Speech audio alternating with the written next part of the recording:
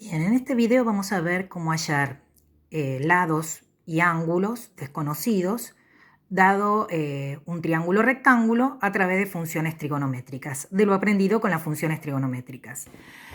Obvio que tenemos que recordar la definición de las tres funciones trigonométricas que vimos, la definición del seno, del coseno y de la tangente, ¿sí? Lo que recordábamos en el examen, que la regla podríamos recordarla como a través de SOHCAHTOA, y con esa regla podemos recordar las tres definiciones. S de seno, que es opuesto sobre hipotenusa, C de coseno, que es adyacente sobre hipotenusa, y T de tangente, que es opuesto sobre adyacente.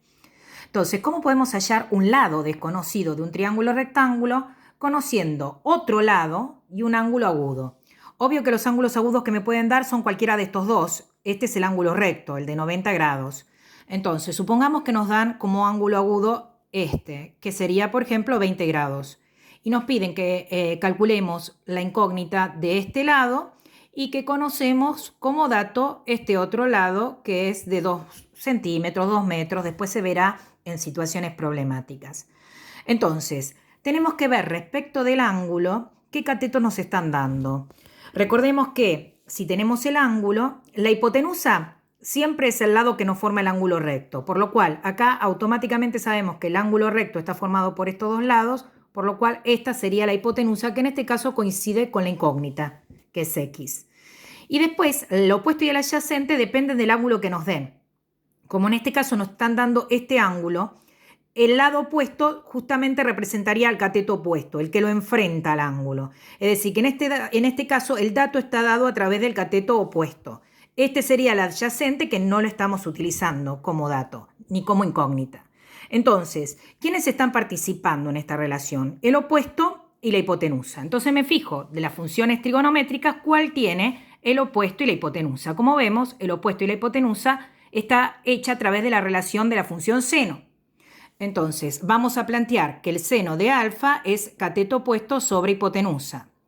El ángulo en este caso lo tenemos, es 20 grados, entonces vamos a poner seno de 20 grados es igual, el opuesto vale 2, entonces pongo 2, la hipotenusa sería X, entonces coloco X. Y entonces, ¿cómo resuelvo esto? Cuando la incógnita está en la parte de abajo de la fracción, la incógnita no la puedo despejar si no la paso para el numerador. Es decir, que esta incógnita que está abajo la voy a pasar multiplicando a la función seno. Y entonces después lo voy a poder despejar la incógnita porque ahora está en la parte del numerador.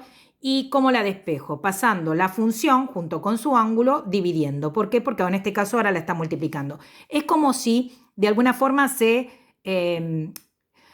alternaran. Esta X va acá arriba y el seno de 20 grados iría acá abajo.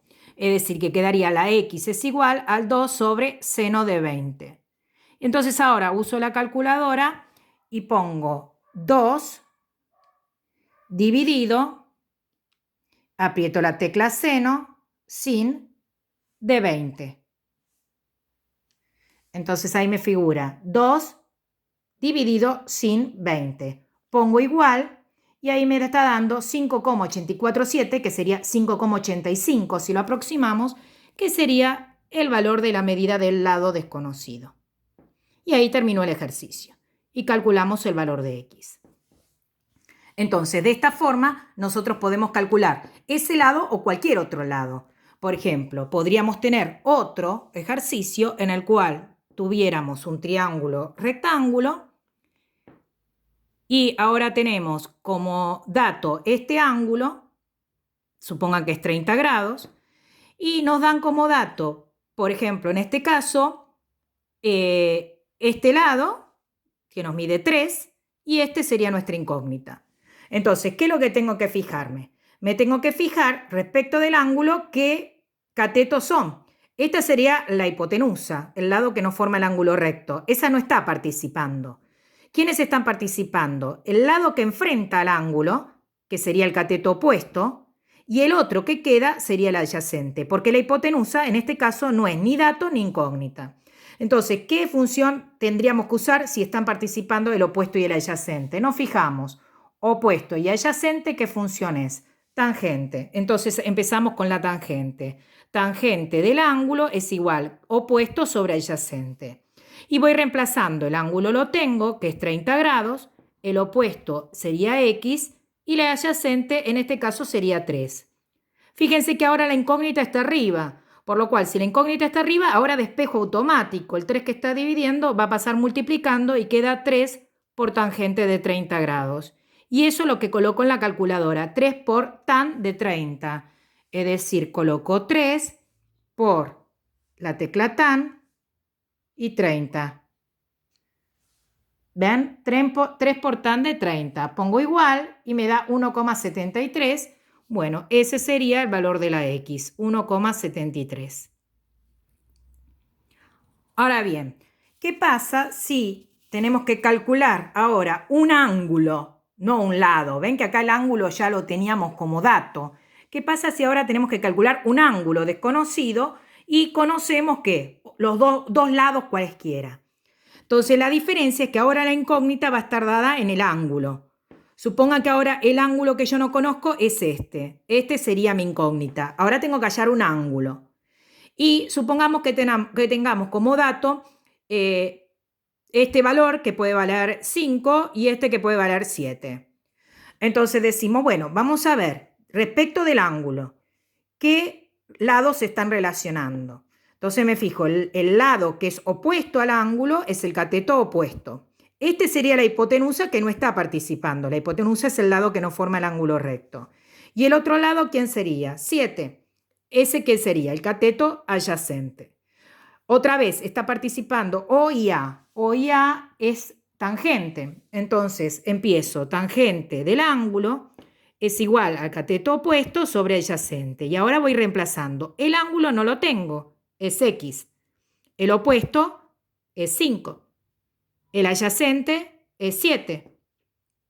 Ahora, ¿cómo despejo acá el ángulo? Recordemos que entre la tangente y el ángulo no hay una multiplicación, sino que la función es una función tangente. ¿Y cómo pasa para el otro miembro? Como su función inversa.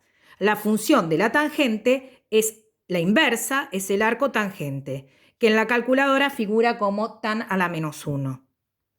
Entonces, pasa la tangente como arco tangente ¿de quién? De 5 sobre 7. Entonces, ¿qué hago en la calculadora? Pongo tan a la menos 1, paréntesis 5 sobre 7, es decir, coloco tan a la menos 1. Tan a la menos 1 es con shift. Shift, tan, fíjense que ahí aparece tan a la menos 1, ¿lo ven? Tan menos 1, paréntesis, y ponemos 5 dividido 7.